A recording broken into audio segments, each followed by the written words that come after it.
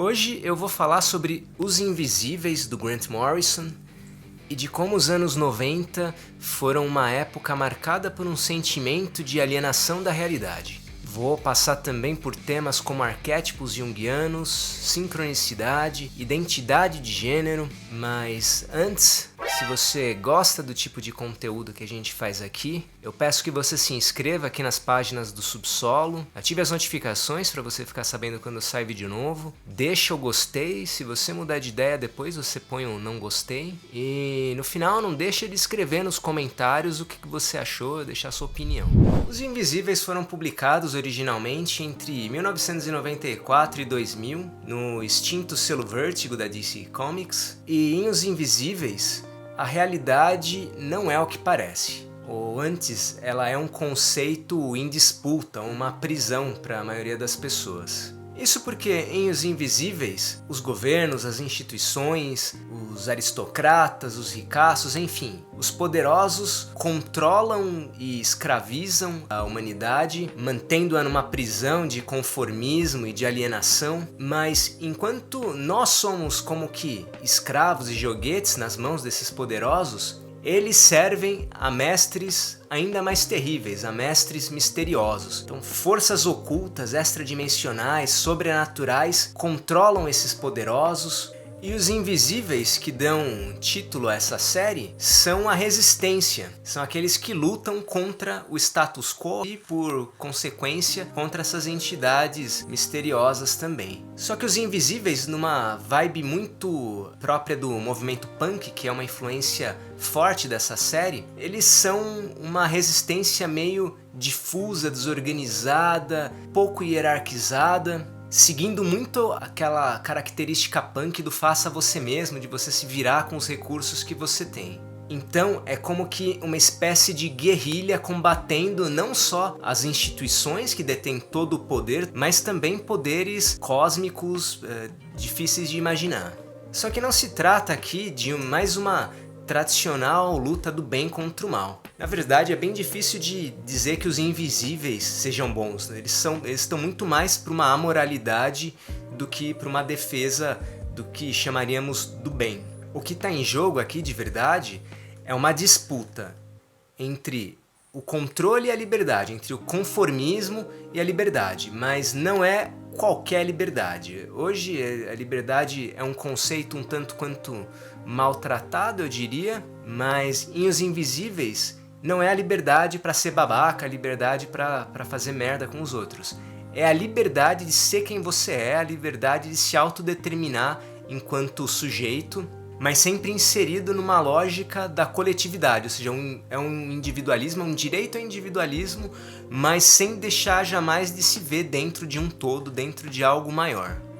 Essa relação entre o todo e a parte, o sujeito e a coletividade, eu vou explorar um pouquinho mais adiante. Mas nessa questão de liberdade de ser quem você é, de autodeterminação, é interessante como isso se reflete nos personagens, como eles próprios são uma ilustração desse desejo por liberdade. O nome, Os Invisíveis, cai muito bem com esses personagens, com os protagonistas da história, porque eles são o que hoje se costuma chamar de pessoas invisibilizadas, ainda que na época, estamos falando de um quadrinho que começou a ser publicado 30 anos atrás, então na época esse conceito, pelo menos creio eu, não estava em uso, não era uma moda como hoje meio que acabou se tornando. Os Invisíveis, como eu falei, são um grupo meio difuso, meio desorganizado, e eles funcionam como que em células que agem de maneira mais ou menos independente. A gente vai acompanhar uma célula que é composta de 5 personagens. Então a gente tem a Boy, que é uma mulher negra, ela é uma personagem que em meio ao grupo ela destoa porque ela é muito mais pragmática, mais cética,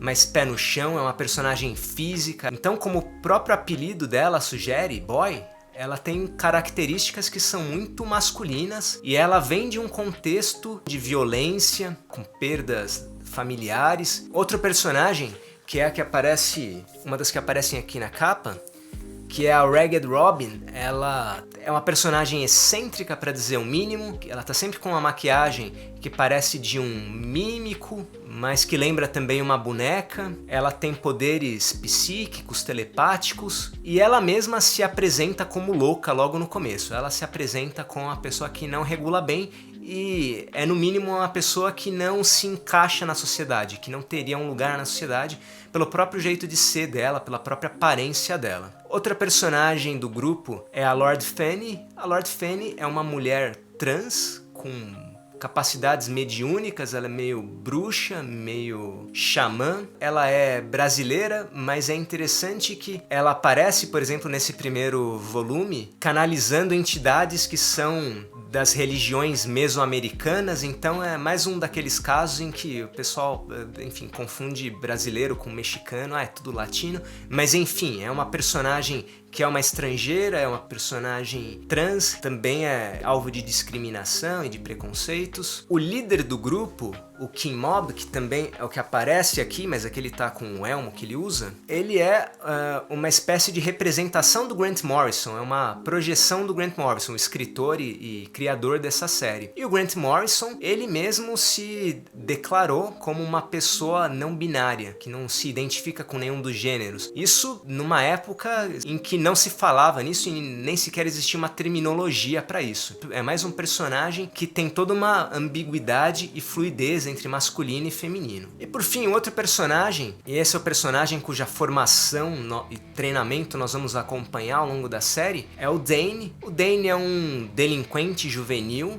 um garoto que logo no começo é resgatado do reformatório, e onde, diga-se de passagem, ele estava porque ele mereceu, porque ele é um rapaz bastante violento, com bastante raiva de tudo e de todos, mas como costuma acontecer nesses casos, ele vem de um lar completamente destruído, ele foi abandonado pelo pai, a mãe dele é extremamente negligente com ele, e ele chega inclusive a ser um garoto de rua, vai morar na rua, e a gente vai acompanhar todo o desenvolvimento dele nesse universo, e também a formação do caráter dele. Ele vai passar de um jovem violento, confuso, odioso, cheio de ressentimentos, extremamente homofóbico, transfóbico. E é interessante nesse ponto como o Grant Morrison mobiliza uma série de elementos que a gente pode interpretar e analisar recorrendo a ideias junguianas, como por exemplo dos arquétipos. Nesse primeiro volume, a gente acompanha a introdução do Dane nesse universo dos invisíveis, e nesse primeiro momento ele tem como mentor mais um personagem, mais um invisível, que também se encaixa nesse quadro de pessoas invisibilizadas, que é um velho que vive como um mendigo, que é o Tom Louco. Então ele anda por aí como um bêbado, pedindo esmola, fazendo arruaça. Mas na verdade ele não só é um sábio, como ele é um mago, e ele que vai introduzir o Dane nos caminhos, nos meandros não só desse universo, mas da própria magia. Chama bastante atenção como o Dane, ele representa o arquétipo puro da criança. Não puro no sentido moral, mas puro no sentido de que a criança é o potencial bruto ainda não realizado. Enquanto o Tom Louco, ele é o arquétipo do velho sábio por definição. E é muito interessante como os artistas que desenham as edições em que se dá essa primeira etapa do treinamento do Dane, como eles constantemente dão enfoque aos olhos tanto do Dane quanto do Tom Louco. Eles têm olhos azuis que são iguaizinhos. E aqui, o que já fica sugerido, que já é lançado, é como esse garoto, que é o delinquente, que é a criança, que é o caos como potencial bruto, como ele um dia, no seu processo de crescimento individual, no seu processo de individuação, que é outra ideia junguiana, como ele vai ser o velho sábio, ele vai se tornar um velho sábio. Lembra que eu falei no começo da ideia do sujeito, mas que ao mesmo tempo que se autodetermina, ele é parte de um todo? Aqui já fica mostrado como essa criança, ela não só vai se tornar o velho sábio, mas como ao mesmo tempo que eles são sujeitos com direito à sua diferença e à sua individualidade, à sua identidade, eles são como que o mesmo, eles são parte de um mesmo caminho. Mas é principalmente a dinâmica entre masculino e feminino que faz a gente voltar nossa atenção à teoria dos arquétipos. Jung chamava de ânimos, o arquétipo masculino que a mulher carrega consigo no seu inconsciente. Então, o ânimos está relacionado à ação, à lógica, à assertividade, à autoridade.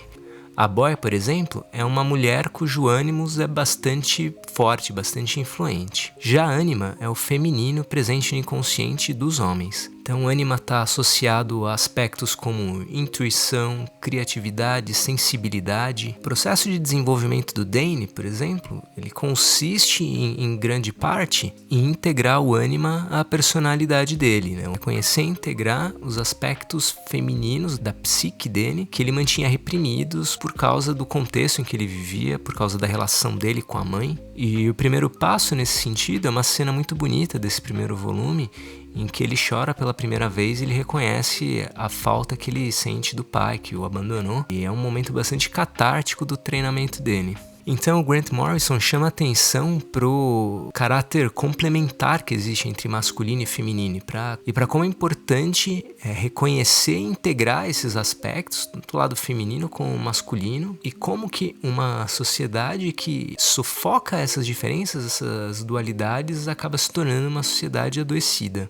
Porque tudo aquilo que é reprimido e não é reconhecido, e numa linguagem junguiana não é integrado, tende a voltar e a se manifestar, mas de uma forma deformada.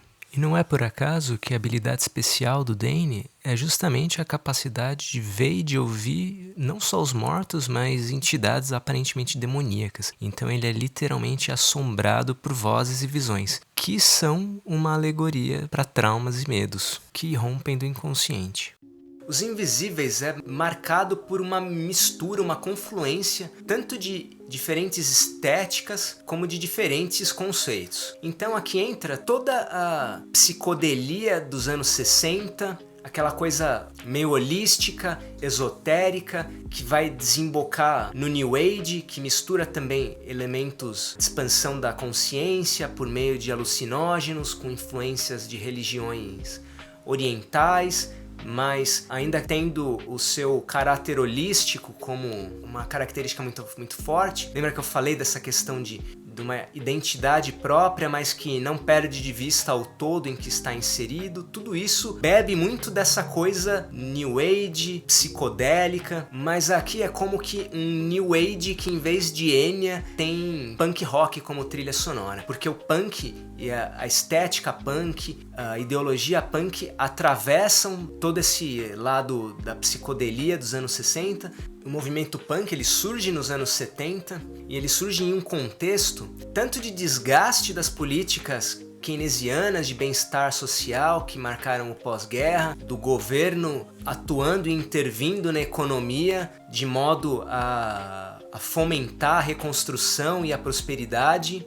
Então, se a gente for pensar nos anos 70, a gente tem desde a crise e o desgaste dessa política de intervencionismo estatal, o fortalecimento das ideias neoliberais que iriam agravar drasticamente as desigualdades. É mais ou menos nessa época que já se começa a falar em burnout como um problema de saúde mental reconhecido pela medicina. Tudo isso vai culminar aí em 79 com a eleição da Margaret Thatcher, a Dama de Ferro, como a primeira-ministra do Reino Unido. E nesse período em que a Thatcher fica no poder, ela vai ficar no poder até 1990, o Reino Unido e o mundo vai passar por uma série de mudanças, no mínimo traumáticas. É nesse período que a Revolução Socialista se mostra como um fracasso. Nesse período que a Margaret Thatcher fica no poder, ela vai fazer um monte de reformas que vão prejudicar muito, sobretudo os mais pobres, vai agravar desigualdades sociais e econômicas, vai beneficiar grandemente aqueles que já eram mais ricos, e isso vai deixar uma cicatriz e uma marca na cultura britânica muito forte. O Grant Morrison é um escritor escocês, então ele está falando de algo que afetou diretamente a vida e a realidade dele. Isso aparece muito em outros títulos da linha Vertigo, inclusive em um dos primeiros arcos do Hellblazer, do John Constantine, a gente vai ter justamente uma história em que, paralelamente as aventuras do Constantine, ou desventuras do Constantine com os demônios, a gente tem a eleição da Tátil, e isso é encarado como uma grande derrota. E isso está muito presente nos Invisíveis também. A ideia de magia, de esoterismo, de ocultismo tem uma importância e uma presença enorme nessa série, e que estão associadas às influências New Age que a gente observa nessa obra, mas elas também têm muito em comum com as próprias concepções de magia do Alan Moore. A ideia da magia como o poder da palavra, a magia como o seu modo de ver o mundo, ou seja, as coisas elas são aquilo que a gente vê, elas mudam na medida em que a gente passa a vê-las de outra forma. E nesse contexto de esoterismo, de misticismo, de orientalismo até, é interessante como o próprio King Mob, ele fala de sincronicidade em certa passagem no começo da série. E sincronicidade é uma ideia junguiana que está justamente relacionada àquelas coincidências improváveis que a gente atribui como sinais do destino ou como qualquer coisa assim. O Jung, ele falava desse conceito de sincronicidade e atribuía valor a ele, ou reconhecia o valor que nós damos a essas supostas coincidências, não no sentido de que elas têm um significado mágico, sobrenatural, mas porque essas coincidências têm sentido para quem as vê. Elas têm uma importância, um significado que é construído por nós. Mas nesse contexto que a gente está falando, a magia, o misticismo, ele está diretamente relacionado à crença. Então, essa vertente junguiana é mais uma das coisas que fazem parte desse caldeirão de referências que o Grant Morrison coloca na obra dele, nessa e em outras, e que não para por aí. O que é mais importante, o que me parece ser o ponto central aqui, e que vai além dos próprios Invisíveis, é a ideia da alienação da realidade.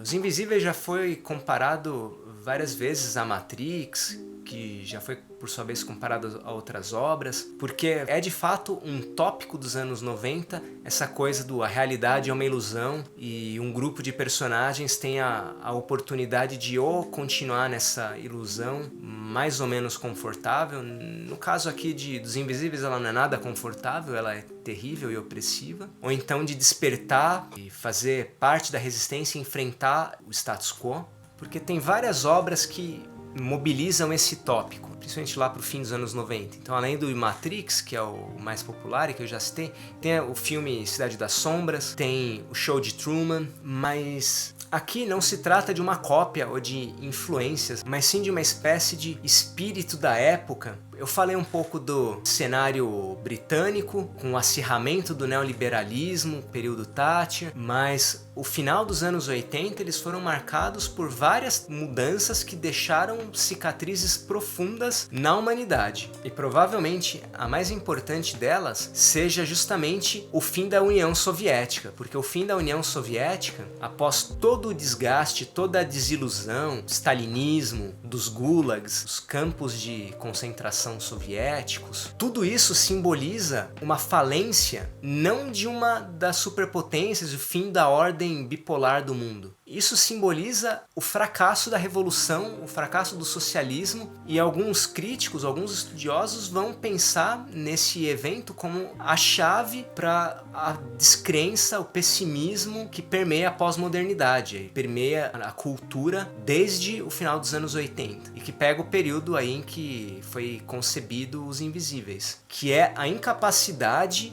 que nós adquirimos de pensar em mudanças sociais profundas, a incapacidade de acreditar em utopias. Essa descrença, essa incapacidade de pensar e de acreditar em transformações realmente profundas, e todo o pessimismo gerado por essa conjuntura histórica, ele como que produz no sujeito uma espécie de descolamento da realidade, uma espécie de sonambulismo.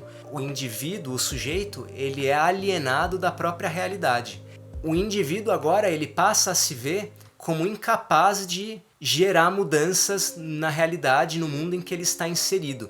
Então, esse mundo, essa realidade, ela é como que tornada estranha para ele, ela é tornada algo que está além do alcance, além do poder de transformação dele. É justamente contra essa incapacidade de agir, de ser um agente transformador da realidade que os invisíveis lutam. Logo no começo do quadrinho, quando o Dane é preso, depois de, aliás, cometer um crime bastante brutal, ele vai pro reformatório, lá o diretor da prisão, que é um servo dessas entidades sobrenaturais, ele fala de como jovens ali vão acabar se tornando membros dóceis e úteis da sociedade, como eles vão ser domesticados, e ele fala da importância do conformismo, que eles vão aprender o conformismo. Se a gente pensar em conformismo no seu sentido mais direto, essa palavra está associada à ideia de aceitação e de resignação, de você aceitar as coisas como elas estão, porque é assim mesmo, e paciência. Mas se a gente pensar na etimologia da palavra, conformismo, em sua raiz, ele vem da ideia de você tomar forma juntos. Todos vão ter a mesma forma, todos vão ser tornados iguais. E a gente vê aquela massa de jovens ali, todos iguaizinhos, todos com o mesmo corte de cabelo, as mesmas roupas, e todos vão ser trabalhadores úteis para serem explorados pelas elites, como é o que acontece com a maioria das pessoas, infelizmente, como é o que a maioria das pessoas é levada a se tornar. Então, a luta dos invisíveis contra essas forças, contra o status quo, contra o conformismo, é precisamente uma luta contra essa pressão, essa imposição de eliminar as particularidades, de eliminar as identidades e deixar tudo igual, tudo conveniente para quem detém o poder. E é interessante como essa questão de homogeneização de um lado e desejo de autodeterminação do outro, ele é muito permeado e pautado por questões relacionadas à sexualidade e relacionadas a gênero. Nesse reformatório mesmo, em que o Dane é preso, para que os jovens sejam tornados todos iguaizinhos e dóceis e mansos, eles são, como o diretor diz, aplainados, eles são tornados planos, tanto entre as orelhas quanto entre as pernas. Eles passam literalmente por lobotomização e passam por um processo de castração. Tornar dócil, controlar, submeter o outro à sua conveniência, ao interesse do poder, ele passa também por um domínio sobre a sexualidade. Além dessa imagem da castração que aparece no começo, tem outras passagens em que é mencionado, por exemplo, a ideia de cortar os seios. Ao cortar os seios, você deixa reto, e o homem e a mulher, eles deixam de ter uma diferença. E eles perdem também seus caracteres relacionados à sexualidade e ao desejo, e essa coisa de tornar plano, ela aparece graficamente também de uma forma interessante. Tem um pôster, um cartaz nesse reformatório, em que tem um smiley com uma carinha sorrindo e que está escrito mal embaixo. Triste com a carinha U para baixo, mal também. E embaixo aparece um smiley com a cara da apatia, com uma linha reta no lugar da boca, ou seja, uma linha plana, e ali está escrito bom. É a ideia daquilo que é reto, daquilo que é indiferenciado, aquilo é que é bom. Então toda essa luta dos invisíveis contra o poder estabelecido, contra essas forças opressivas que controlam tudo das sombras, ela é uma grande alegoria, no final das contas, de uma crítica ao conservadorismo, uma atitude de enfrentamento e de negação do conformismo e, sobretudo, em defesa da liberdade, mas não a liberdade que, por exemplo, a extrema-direita neoliberal hoje defende tanto. Falando de liberdade, por exemplo, como desculpa para discriminação, para discurso de ódio, coisas assim. É a liberdade como autodeterminação, como defesa do direito de ser quem você é, de cada um ser quem é, mas inserido dentro de uma coletividade. A utopia pela qual os invisíveis lutam, que o King Mob defende e da qual ele fala, acaba sendo, nesse contexto histórico, não uma luta, uma espécie de proposta revolucionária nos moldes que a gente já viu, seja na Revolução Francesa e depois na Revolução Socialista, mas sim a uma defesa da própria ideia da democracia. O lugar onde cada um tem o direito e a liberdade de ser quem é, inserido em uma coletividade, nada mais é do que a própria democracia, que acabou sendo algo que passa quase despercebido percebido como a democracia se fragilizou, como está fragilizada até hoje. Então essa revolução possível, com toda a porra louquice que a gente vê ao longo do quadrinho, que é no final das contas uma revolução até que bem com os seus pés no chão, é uma revolução em que nada mais nada menos que a democracia passe a vigorar novamente, passe a ser vivida novamente. E isso está presente de uma forma bastante interessante na própria escolha do codinome de um dos personagens, o King Mob. King Mob foi um movimento londrino da década de 70, de inspiração anarquista, e assim como o personagem King Mob, eles faziam pichações pela cidade. Mob em inglês significa turba, que é algo como uma multidão, mas uma multidão incontrolável, desordenada. Então a gente pode entender King Mob tanto como o rei da turba, mas também como Rei Turba, como se ao mesmo tempo tivesse o poder tanto o indivíduo como a coletividade, como o grupo. É a soberania tanto do indivíduo, tanto do sujeito, quanto do coletivo. Não numa relação de dominação, mas numa relação em que as diferenças são respeitadas e elas conseguem coexistir. E a dimensão utópica, ela acaba aparecendo na medida em que essa não é um combate ou uma utopia em que o inimigo vai ser obliterado, silenciado. O próprio King Mob fala, nessa utopia pela qual eles lutam, existe o lugar também para o inimigo tem que viver nela também, sem o apagamento do outro, mesmo quando esse outro é o seu inimigo. Eu poderia ficar falando um monte de outras coisas sobre Os Invisíveis. É um quadrinho que possibilita debater uma série de temas diferentes, o próprio desenrolar da série. Então deixa aí nos comentários o que você acha, se você, de repente, como for, eu posso continuar falando da série aqui no canal. Você já leu Os Invisíveis, tem vontade de ler? Escreve aí nos comentários o que você acha. Deixa o seu gostei ou o seu não gostei. Se inscreva no canal se você quer ver mais conteúdo como esse. E caso você goste do canal e queira apoiar o nosso trabalho aqui, considere utilizar o nosso link da Amazon. Serve para qualquer compra que você for fazer lá. Você vai ajudar bastante o canal e não vai pagar nada a mais por isso. Se você assistiu até aqui, muito obrigado e até o próximo vídeo.